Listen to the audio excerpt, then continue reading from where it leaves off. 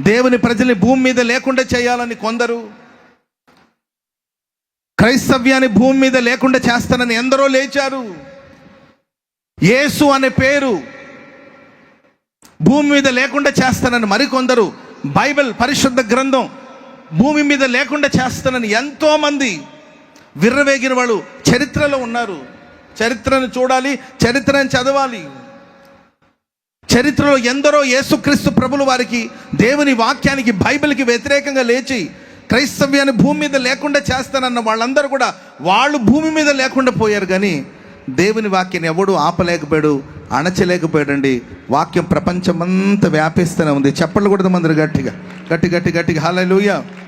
ఒకడు అన్నాడు, ఆయన ఒక గ్రంథాన్ని రచించి ఈ గ్రంథం ప్రపంచమంతా చాటి చెప్పి కొంతకాలం తర్వాత పరిశుద్ధ గ్రంథం బైబిల్లో లేకుండా చేస్తానని ఒకడు సవాలు విసిరాడండి. ఆ తర్వాత కాలంలో అతడు మరణించాడు.